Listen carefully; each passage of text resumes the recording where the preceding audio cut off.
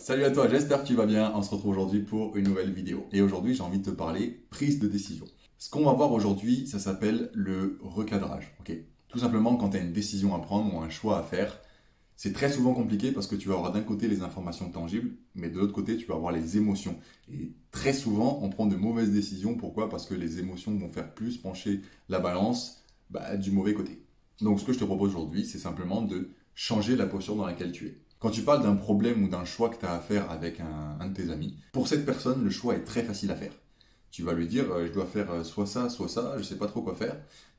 Très souvent, la personne va dire, franchement, moi j'aurais fait ça. Parce que voilà, peut-être que tu as plus à gagner en faisant ça, ou peut-être que tu auras moins à perdre si tu fais ça.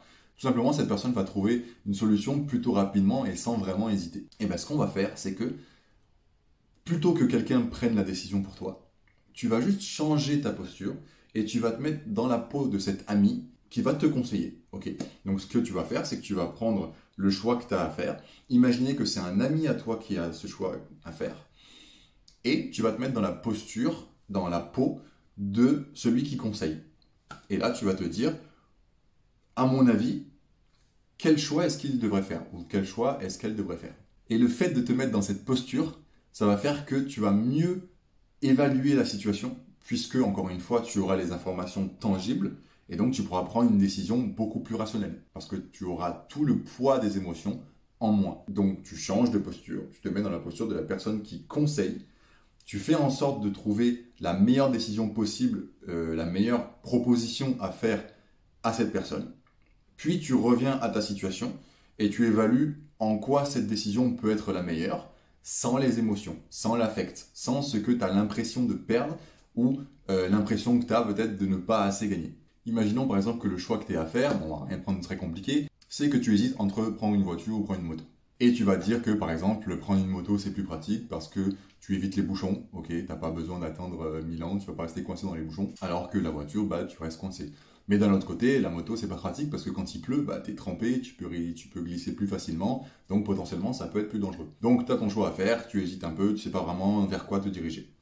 Et l'intérêt dans cette situation-là, tu vas te mettre dans la posture de quelqu'un, donc un ami à toi, qui hésite entre prendre une voiture ou une moto. Et à ce moment-là, tu te retrouves avec les mêmes choix, mais sans l'affect, même si dans ce cas, l'affect, il est très très ridicule, je dirais, ok, voire inexistant. Mais tu vas te mettre dans cette situation-là et tu vas voir qu'est-ce que tu conseillerais au final à la personne. Qu'est-ce que tu lui dirais? Si tu as un pote qui vient te voir et qui te dit « Ouais, franchement, je sais pas trop, j'hésite entre moto, voiture, je sais pas vraiment quoi faire. » Sachant que la moto, tu remontes les fils très facilement, pas de bouchon. Mais bon, d'un côté, tu te prends la pluie, tu peux glisser. Ou alors, je connais quelqu'un qui est tombé la semaine dernière, il s'est fait assez mal et tout, il s'est blessé, enfin voilà. Et donc, tu vas évaluer un petit peu ça, mais encore une fois, sans avoir l'affect, sans avoir le poids des émotions.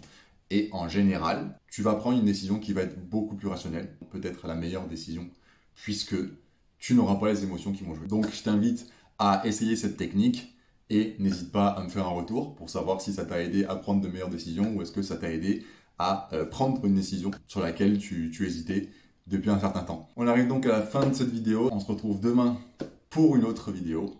D'ici là, prends soin de toi, travaille bien. Ciao.